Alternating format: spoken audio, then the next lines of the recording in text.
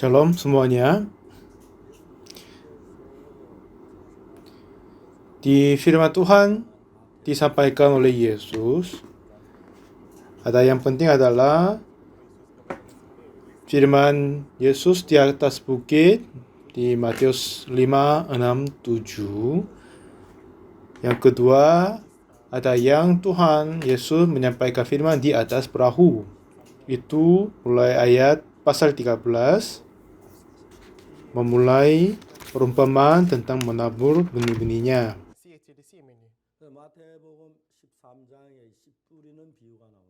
Dan di Matius pasal 13 ada perumpamaan seorang penabur. Pada hari itu keluarlah Yesus dari rumah itu dan duduk di tepi danau. Maka datanglah orang banyak berbondong-bondong lalu mengelumi dia sehingga ia naik ke perahu dan duduk di situ. Sedang orang banyak semuanya berdiri di pantai, dan ia mengucapkan banyak hal dalam perumpamaan kepada mereka. Katanya adalah seorang menabur keluar untuk menabur. Pada waktu itu menabur sebagian benih itu jatuh ke pinggir jalan. Oleh sebabnya itu tertabur di pinggir jalan, dan itu ia dimakan oleh burung-burung.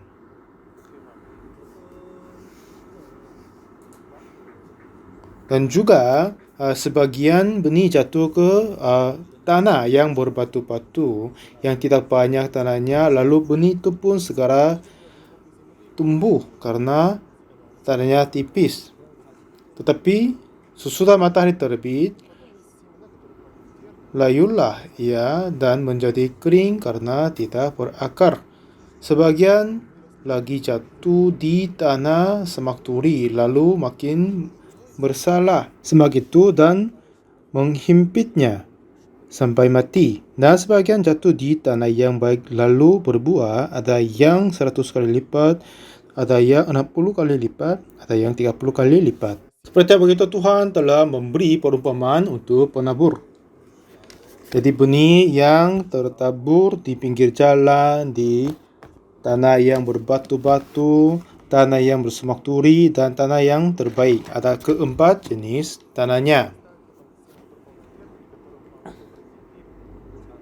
Dan setahu kita, benih ini berarti firman Tuhan.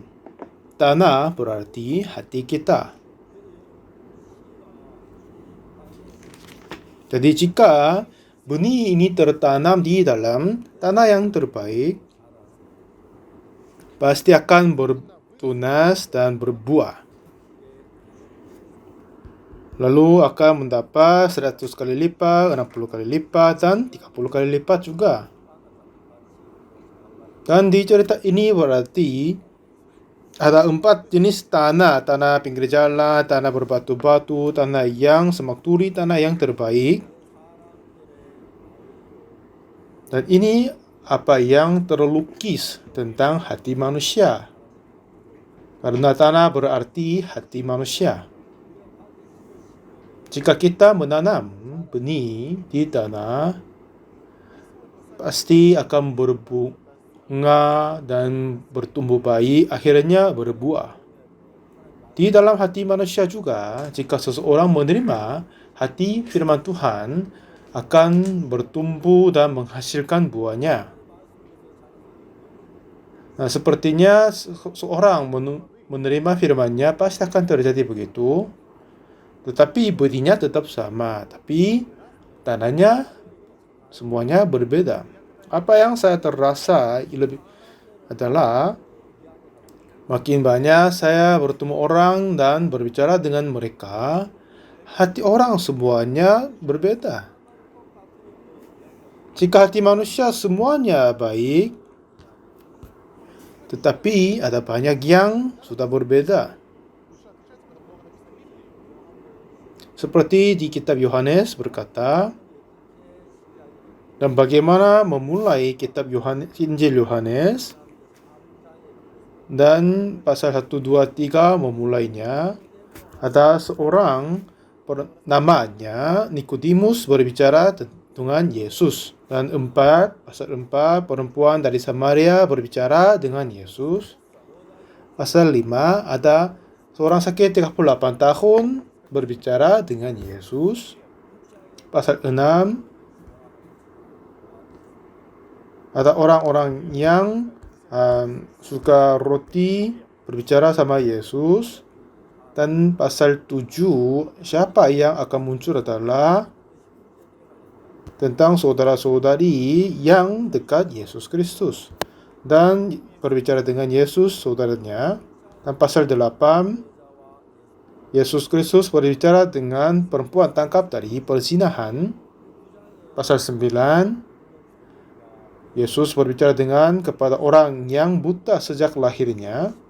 Dan pasal 10, Yesus berkata, "Ya, domba-dombaku," berkata begitu.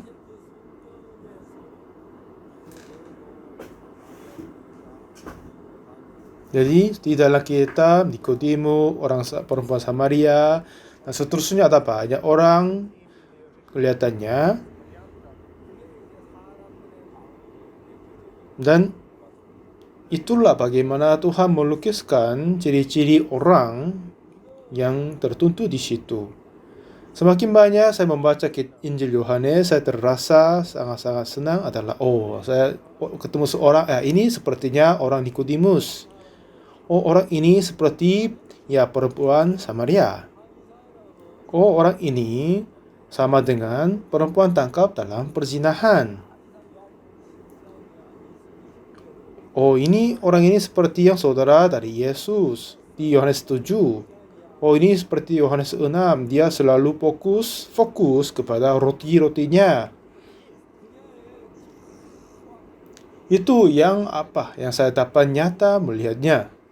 Setelah itu, apa yang Yesus ingin menyampaikan kepada itu dapat terlihat dan sampaikan kepada mereka. Jadi misalnya Yohanes 3, 6, 7, 8 sampai 9, terus ada ciri-ciri orang ternyata di sana. Jadi sebelum mereka menemukan Yesus Kristus, orang akan terlihat seperti Yohanes 3 sampai pasal 7. Dan pasal 8, perempuan ini menerima keselamatan Tuhan, menerima pengampunan dosa oleh Yesus. Pasal 9, orang yang buta, dia membuka matanya. Setelah orang menerima pengampunan dosa, mata kerohanian akan terbuka. Setelah matanya terbuka rohani, lalu dia akan masuk ke dalam bagian Yesus menjadi domba-dombanya. Nah, setelah itu pasal 11, ada yang mujizat Tuhan, orang mati akan bangkit. Mujizat ini terjadi. Jadi di Yohanes pasal 3, 4, 5, 6, 7 sampai 8, 9. Nah, ini bagaimana Tuhan melukiskan hati manusia. Dan di dalam Matius, Tuhan menyatakan bagi 4. Ini sama dengan Tuhan menyatakan tentang hati manusia. Tuhan tidak begitu berminat perbuatan atau perilaku kita. Berapa banyak Anda mempersembahkan, bagaimanapun Anda mempersembahkan banyak sekali, tetapi seorang janda yang miskin mempersembahkan 2 lepton tapi masih kecil daripada ia, kan?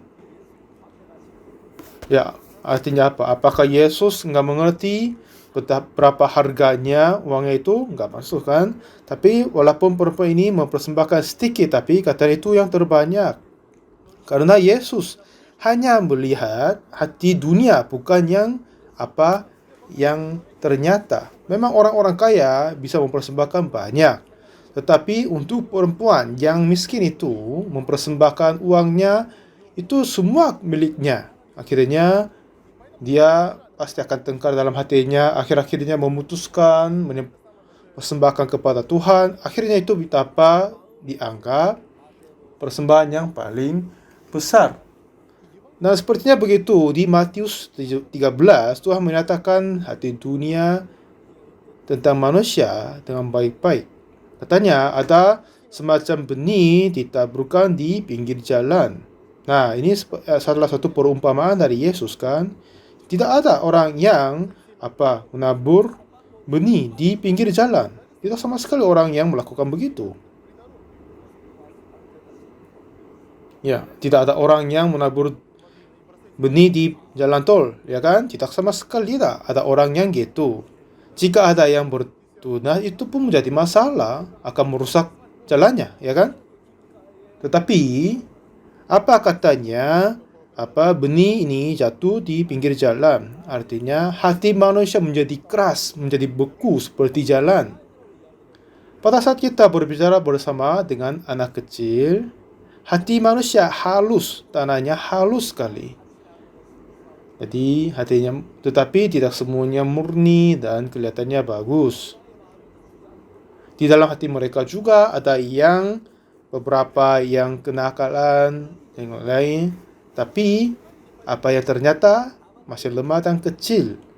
Yang kenakalan itu tidak berkembang saja, tetapi masih ada keinginan, masih ada kejahatan.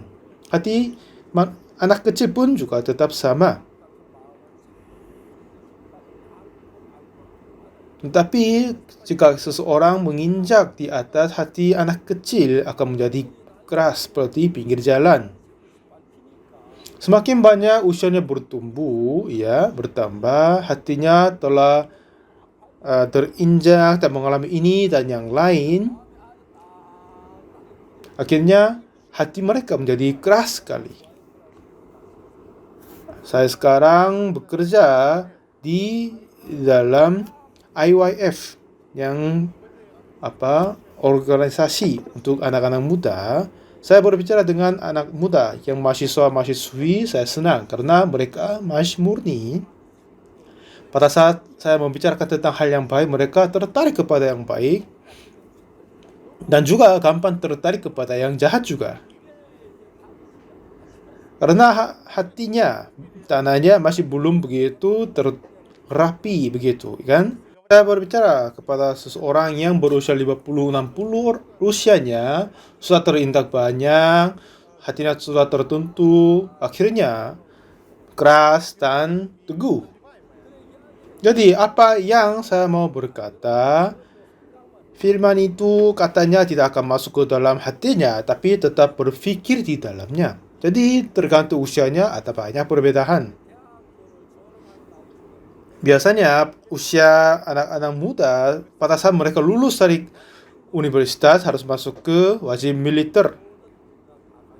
Itulah sudah menjadi wajib. Jadi anak muda yang sehat harus ke militer. Jadi orang-orang Korea jika mereka melihat anak muda yang tidak ke tentara, kiranya mungkin dia mempunyai sedikit masalah gitu. Memang tidak semuanya, ada beberapa permasalahan dalam keuangan atau keluarga, situasi yang masing-masing. Tetapi hampir semua yang sehat, tidak ada masalah, biasanya semuanya ke wajib militer. Jika mereka tidak mempunyai permasalahan dari tubuh, semuanya masuk. Jadi semuanya ingin selesai wajib militernya. Tapi zaman yang lalu, latihan dan kehidupan di dalam tentara susah, banyak yang tidak mau. Dan hampir semua laki-laki Korea masuk ke tentara. Dan mereka berkata, kepada selesai wajib militer setelah 2 tahun dalam perguruan tinggi, dan sebelumnya hasil pembelajarannya sudah jauh berbeda. Karena setelah mereka selesai militer, artinya pemahaman mereka makin turun. Jadi pembelajaran kita, ya kan, pada saat kecil itu cepat sekali, khususnya tentang bahasa. Jika kita mengajar bahasa pada saat anak kecil berusia 10 tahun ke Amerika belajar Inggris, Cepat sekali. Anakku ke Amerika pada saat dia berusia 17. Sampai sekarang banyak orang berkata anakku berbahasa Korean English. Memang sudah jauh berbeda dari kecil kan? Jadi belajar sejak kecil dan makin bertumbuh sudah jauh berbeda. Sejak sering saya berbicara dengan cucuku, katanya apa yang saya hafalkan dalam bahasa Inggris itu sudah salah katanya. Bagaimanapun saya berusaha, tapi tidak sama dengan orang Amerika. Saya hanya senyum aja. Katanya, aduh ini apalah bahasa Inggris dari kakak, katanya. Sepertinya begitu, 2 tahun masuk ke militer dalam pembelajaran perguruan tinggi, katanya sudah ternyata pemahaman mereka jauh turun dari yang lain. Melainkan setelah mereka selesai habiskan wajib militer dan lanjut perguruan tinggi, tapi mereka rajin dan sungguh-sungguh kepada pembelajaran. Namun pemahamannya agak kurang dari dulu. Artinya, karakternya sudah tertentu dari dahulu. Jadi di dalam kehidupan kita, semakin bertambah pengalaman, semakin bertambah pengetahuan, dan ada hasil kerjanya, juga ada yang kepintarannya masing-masing. Dan seperti begitu menginjak satu demi yang lain, akhirnya tanah yang terbaik akan menjadi tanah seperti pinggir jalan. Seperti yang tanah tidak sama sekali bertumbuh benihnya. Pada saat saya berbicara dengan anak-anak muda, sangat-sangat menarik. Aku mempunyai seorang anak cucu yang perempuan, cantik sekali. Satu ketika saya berbicara sama dia, cucu ini perempuan berkata, kakek, ayahku lahir di kota Daegu kan? Oh iya benar. Ayahmu lahir di kota Daegu. Lalu apa yang dia berkata? Ya kayak aku pintar nggak? Oh saya terkaget. Apa yang saya harus memberi jawab kepadanya? Iya, memang ayahmu lahir di kota Daegu, kamu pintar. Jadi dia akan percaya dia lah pintar karena aku berkata gitu. Lalu dia akan menjadi sedikit bersombong. Lalu saya bertanya lagi. Lalu apakah kamu tahu tantemu lahir di mana? Kota Daegu. Dan kalau gitu ibumu lahir di mana? Katanya kota Daegu. Nah saya tanya lagi, nenekmu lahir di mana? Kota Daegu. Ya, semuanya bersalah. Ayahmu lahir di kota Daegu, tante dari Seoul, nenek lahir di kota Cheonan. Jadi tidak boleh kau menganggap diri pintar karena kamu tahu ayahmu lahir di kota Daegu. Kamu tahu hanya satu, tapi untuk itu banyak yang memahami bersalah. Kelihatannya ini cerita yang bukan apa-apa, tetapi ini akan membantu banyak sekali membuat karakter di masa depan. Jika seseorang mempunyai mainan yang baik dari yang lain, pakai baju yang baik, aku kelihatannya terbaik dari yang lain, itu semua membuat dia percaya diri dan membuat dia arogan. Jadi banyak orang memberi pujian kepada anaknya, memang itu dibutuhkan. Tetapi jika seseorang menunggukan hati yang mempercaya diri sendiri, susah sekali dia terima sesuatu dari yang lain. Lalu dia melawan orang lain, berusaha mengajar yang lain, dan tidak suka dengar kata yang lain. Orang-orang begitu susah dengar firman Tuhan juga. Ya, saya sudah tahu ayahku lahir di kota Daegu. Oh, baru saya tangkap ini. Bagus sekali. Ya, kepada anak kecil itu hal-hal yang hebat. Tetapi apa yang dia mengetahui adalah, ya, dia sudah tahu hanya satu saja. Tapi yang lain masih ada yang tidak tahu. Ya, kamu tahu tentang kota mana ayahmu dilahirkan, tetapi masih ada banyak sekali kamu masih belum tahu.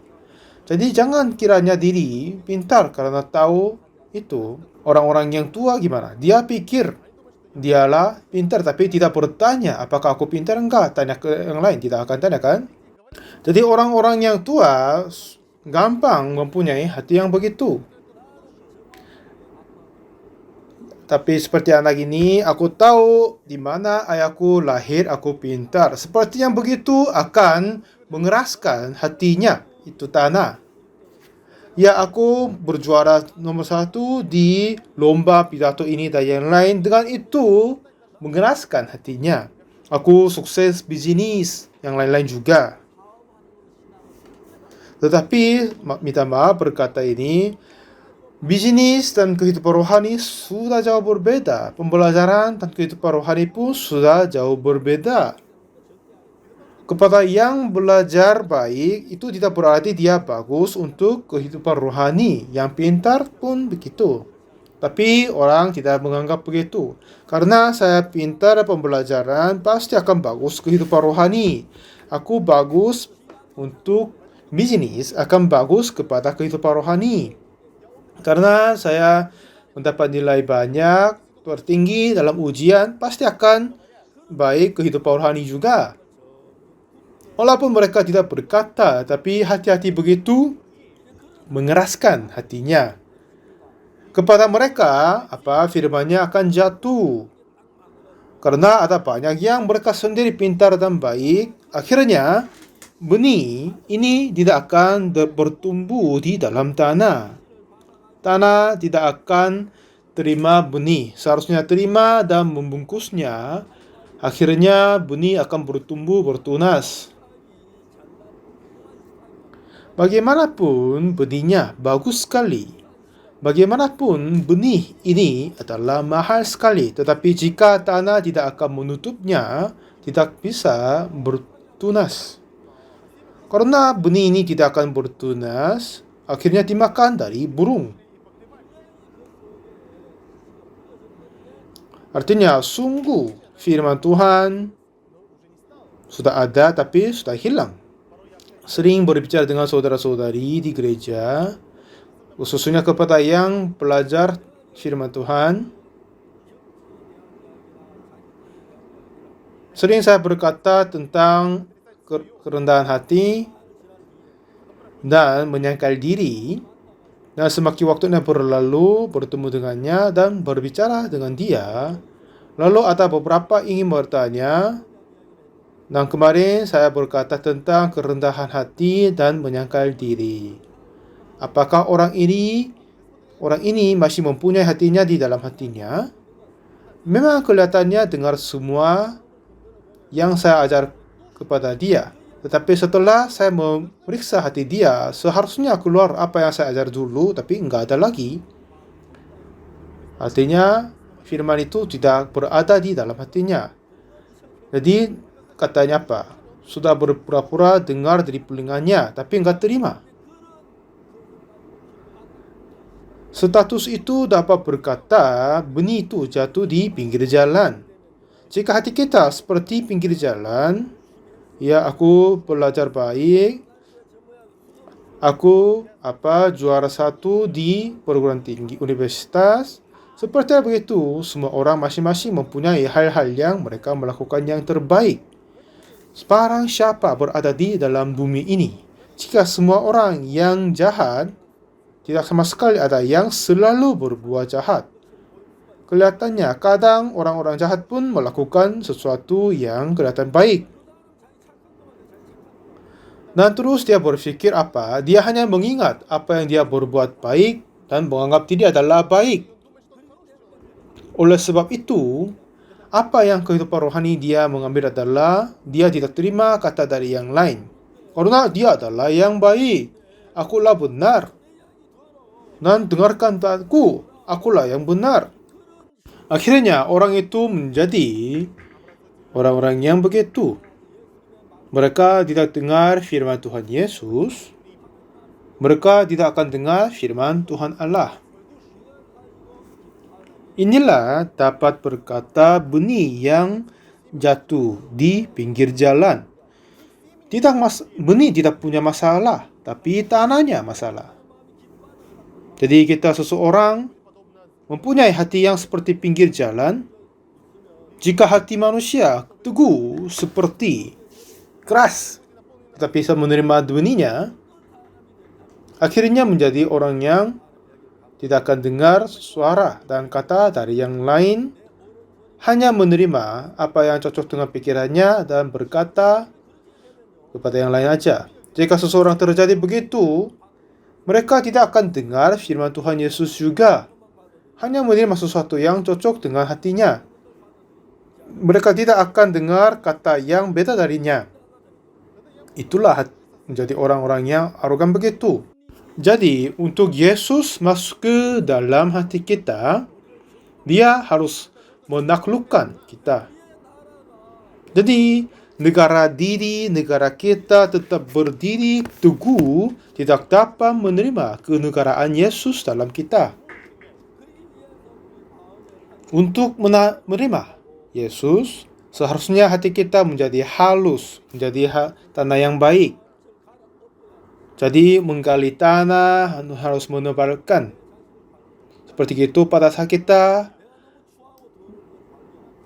menemukan bahwa kita adalah orang yang jahat dan kotor, pada saat kita telah terhancur seperti menggali tanah, dan tanah ini akan menjadi tanah yang halus. Jadi, bagaimanapun orang menabur benih di pinggir jalan tidak akan berbuah. Ini tidak hanya semacam teori, tetapi apa yang kepintaranmu dan kebaikanmu harus terbuang. Dan walaupun kita tidak menyatakan kita sendiri pintar, tetapi banyak sekali menganggap diri pintar kan? Semoga jangan membuat hatimu seperti tanah yang pinggir jalan itu. Terima kasih banyak.